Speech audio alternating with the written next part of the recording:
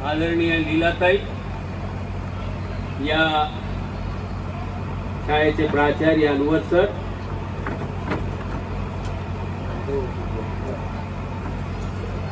आणि उपस्थित भावांनो, बहिणींनो आणि मुलांनो, मुलींनो,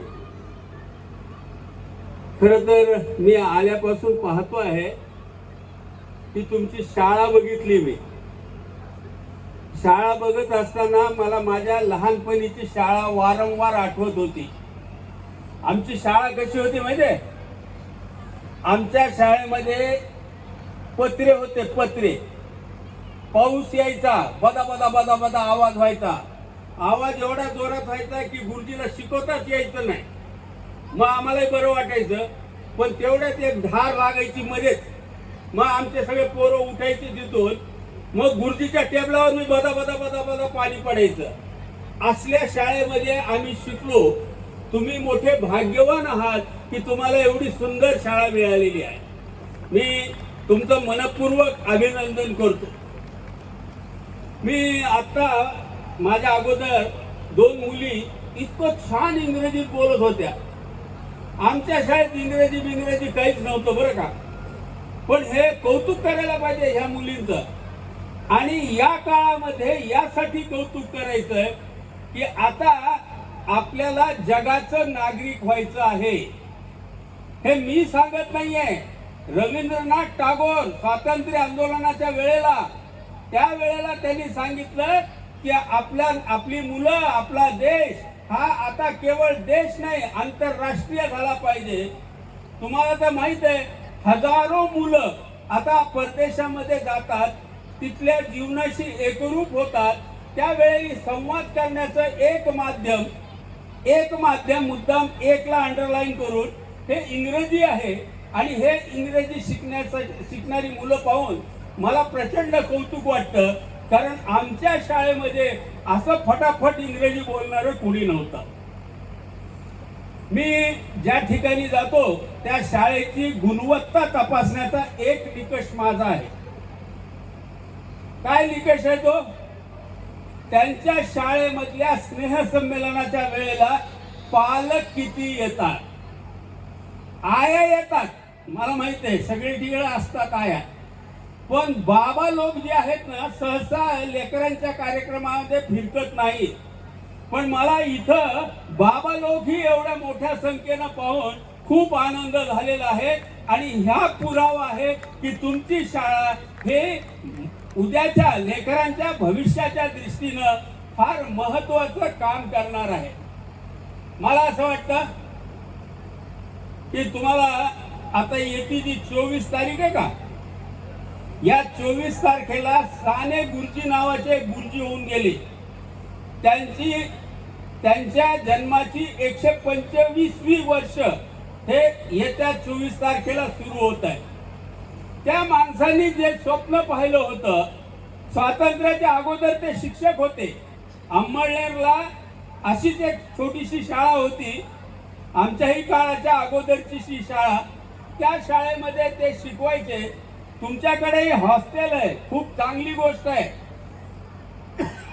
हॉस्टेल असणं आणि विशेषतः मुलींचं हॉस्टेल असणं ही मला वाटतं फार महत्वाची गरज तुम्ही पूर्ण केलेली आहे. त्यावेळेला साने गुरुजी मुलांच्या वसतिगृहावर रेक्टर होते आणि ते मुलांना गोष्टी सांगायचे.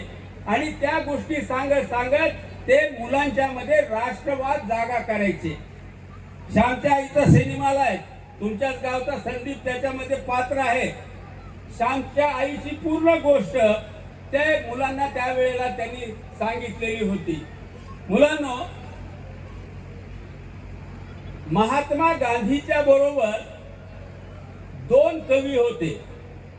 एकाचं नाव होतं रवींद्रनाथ टागोर, भारतामध्ये नोबेल पारितोषिक मिळवलेला एकमेव साहित्यिक म्हणजे रवींद्रनाथ टागोर. आणि दुसरे साने गुरुजी.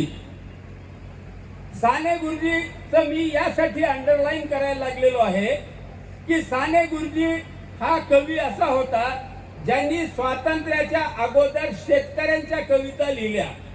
शेतकऱ्यांची गाणी लिहिली. रवींद्रनाथांनी लिहिली का नाही मला माहित नाही, माझा तेवढा अभ्यास नाही. परंतु स्वातंत्र्य आंदोलनामध्ये इतर जे साहित्यिक होते त्याच्यामध्ये फक्त साने गुरुजी होते जे शेतकऱ्यांसाठी गाणं लिहित होते. आता उठवू सारे रान, आता पेटवू सारे रान. कशासाठी? आता उठवू सारे रान, आता पेटवू सारे रान. शेतकऱ्यांच्या राज्यासाठी लावू पणाला प्राण. शेतकऱ्यांचं राज्य यावं. शेतकऱ्यांचं राज्य म्हणजे कुणाचं राज्य? बळीचं राज्य यावं अशी स्वप्न साने गुरुजी सारख्या कवीनं त्या काळामध्ये पाहिलेली होती. आलं का बळीचं राज्य? दुर्दैवाची गोष्ट आहे बरं का की अजूनपर्यंत बळीचं राज्य आलेलं नाही. मी जातो तिथं एक प्रश्न विचारतो, विशेषतः मुलांना तर विचारेनच पण पालकांना सुद्धा हा प्रश्न, याचा विचार पालकांनीही करावा. हा जगाचा जो गोल आहे, हा जगाचा जो गोल आहे तो गोल कुणी तोललेला आहे? ग्रॅव्हिटी वगैरे नका सांगू मला, सॉरी.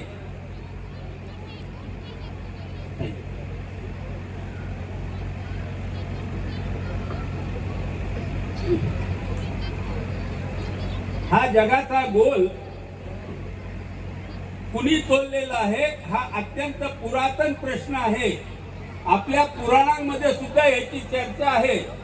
त्याच्यात असं सांगितलंय की शेषाच्या शिरावर हा गोल आपला थांबलेला आहे. नागानं आपलं डोकं इकडे तिकडे केलं की जगामध्ये ते भूकंप वगैरे येतात, अशी कथा त्याच्यात आहे. ती सोडून देऊ आपण. परंतु नंतरच्या काळामध्ये डाव्या मंडळीने असं सांगितलं की जगाचा गोल कामगारांच्या तळहातावर आहे. तुम्ही विचार करा, जगाचा हा गोल कुणाच्या हातावर आहे? तो विचार करायचा साधी पद्धत आहे की जो वर्ग संपून जाईल म्हणजे जग नष्ट होईल. कोण आहे? समजा या शाळेचे सोडून बाकीच्या सगळ्या शाळेचे शिक्षक मेले तर जग संपून जाईल का? नाही, कुणीतरी दुसरं शिकविल. जुन्या काळापासून कुठे शाळा होत्या, पण जग होत.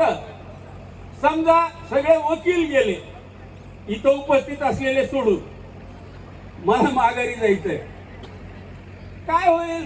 थोडीशी एक अडचण. सगळे डॉक्टर गेले, काय फरक पडत नाही. मी तुम्हाला सांगतो, कोण गेलं म्हणजे जगामध्ये फरक पडेल. पहिला नंबर आहे शेतकरी. कारण माणसाला दगडे खाऊन पोट भरता येत नाही. माणसाला जगायचं असेल तर अन्नच खावं लागतं आणि अन्न पिकवणारा कोण? शेतकरी आहे. हा शेतकरी ज्याचा एक हात या गोलला लागलेला आहे आणि दुसरा हात कुणाचा आहे? दुसरा हात आहे की समजा समाजातल्या सगळ्या स्त्रिया नष्ट झाल्या जगातल्या, पुन्हा अपत्य होणारच नाही, जग आपोआप नष्ट होऊन जाईल. हा गोल दोन हातावर तोललेला आहे. एक हात शेतकऱ्याचा आहे आणि दुसरा हात स्त्रीचा आहे, महिलेचा आहे, बाईचा हात आहे दुसरा. या दोन हातावर हा जगाचा गोल तोललेला आहे.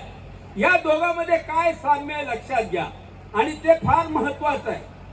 हे दोघही आहेत सर्जक. सर्जक शब्द लक्षात ठेवा. इंग्रजीमध्ये काय ट्रान्सलेशन होतं मला माहित नाही. मी अनेक तज्ञ लोकांना विचारलं, त्यांना एक्झॅक्टली मिनिंग त्याचं सांगता येत नाही. क्रिएटर वगैरे असं म्हणतात ते नव्ह. सर्जक म्हणजे अशा गोष्टीला जन्म घालणारा की जी गोष्ट पुन्हा नव्याने जन्म घालू शकते. काय? एक बी पेरला, 100 दाणे तयार झाले, पुन्हा 100 दाणे पेरले, हजारो दाणे तयार झाले. ही जी प्रक्रिया आहे ही सर्जनाची प्रक्रिया आहे. स्त्री सुद्धा अपत्य जनन करते आणि म्हणून ती सुद्धा सर्जना आहे. सर्जन हे कॉमन फॅक्टर आहे, लक्षात घ्या. मी जो पुढचा मुद्दा मांडणार आहे तो जास्त महत्वाचा आहे. कोण संकटात आहे? मी माझ्या सुदैवानं मला सगळ्या जाती धर्माचे लोक माझे मित्र आहेत. त्या मित्रांना मी विचारलं की तुझ्या जातीमध्ये सगळ्यात वाईट अवस्था कुणाची आहे रे बाबा? तो म्हणाला शेतकऱ्याची आणि स्त्रियांची. मराठ्यांना विचारलं तेच उत्तर, माळ्यांना विचारलं तेच उत्तर, दलितांना विचारलं तेच उत्तर, एवढंच काय ब्राह्मणांना विचारलं तिथंही तेच उत्तर. शेतकरी आणि स्त्री सगळ्या जाती, कोणती जात काढा त्याच्यामध्ये सगळ्यात वाईट परिस्थिती कुणाची आहे? शेतकऱ्यांची आणि स्त्रियांची. का बाबा असं? त्याचं कारण हे भांडणं उगा खोटी चाललेली आहे, त्याला काय अर्थ नाही आहे. सर्जक मरतो आहे, सर्जक. मी ज्या वेळेला आज भाषण करायला लागलोय ना, आज महाराष्ट्रामध्ये 7 शेतकऱ्यांनी आत्महत्या केलेली आहे. एका बाजूला शेतकऱ्यांच्या आत्महत्या, दुसऱ्या बाजूला स्त्रियांच्या भ्रूण हत्या. हे काय चाललेलं आहे एकाच काळामध्ये? सर्जक मरतो आहे आणि ही सगळ्यात मोठी समस्या आहे. ही समस्या नीटपणे समजून घ्या. सर्जकाचं जपलं. वर्णसंघर्ष म्हणजे जातीतले धर्मातले संघर्ष खोटे, 2 देशातले संघर्ष खोटे, वर्ग मालक मजूर हे संघर्ष खोटे. खरा संघर्ष काय आहे? सर्जक विरुद्ध बांडगुळ. बांडगुळ म्हणजे जे परोपजीवी आहेत, जे स्वतः काही निर्माण करत नाहीत, हे सगळे लोक तुम्ही बघा समाजामध्ये कोण आनंदात आहे? सगळ्यात जे काही निर्माण करत नाहीत असे लोक, हे सगळे तिथं मजा मारत आहेत आणि कष्ट करणं, राबणं हे नशिबी आलेलं आहे सर्जकांच्या. म्हणून मी मुलांना ह्या स्नेह संमेलनाच्या निमित्तानं सांगेन की तुम्ही इथं शिकताय, खूप भाग्यवान आहात तुम्ही. तुम्हाला खूप चांगला स्टाफही मिळालेला आहे. तुमचे संस्थाचालकही छान आहेत, चांगले आहेत, काळजी करणारे आहेत. बहिणी साहेब स्वतः इथं उपस्थित आहेत. हे काळजी भाग्य आहे तुमचं. हे भाग्य सगळ्या शेतकऱ्यांच्या मुलांना लाभत नाही. ते भाग्य तुम्हाला लाभलेलं आहे. या भाग्याचं सोनं करायचं असेल तर तुम्ही आयुष्यभर खून गाठ बांधा की आपण सर्जकांचा सन्मान करायचा आहे. सर्जकाचा म्हणजे शेतकऱ्याचा सन्मान करायचा आणि स्त्रियांचा सन्मान करायचा. ही गोष्ट मी सांगतो असं नाही. या देशामध्ये ही गोष्ट शिवाजी महाराजांनी सांगितली. शिवाजी महाराजांबद्दल बऱ्याच गोष्टी बोलल्या जातात, पण जगातला एकमेव असा राजा होऊन गेला की ज्यांनी काळजी घेतली स्त्रियांची. तुम्हाला लांज्याच्या पाटलाची गोष्ट माहित असेल.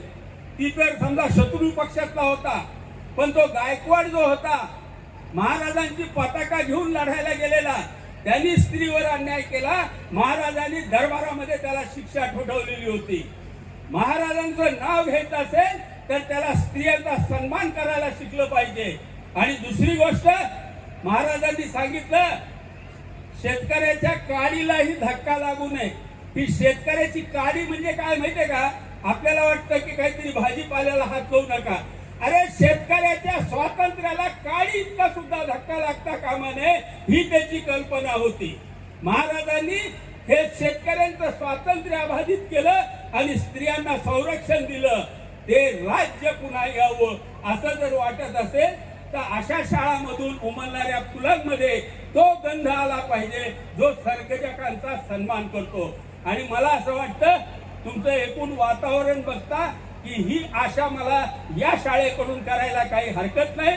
मी तुम्हाला खूप खूप शुभेच्छा देतो आणि मला या आनंद सोहळ्यात सहभागी करून घेतलं त्याबद्दल आभार मानतो.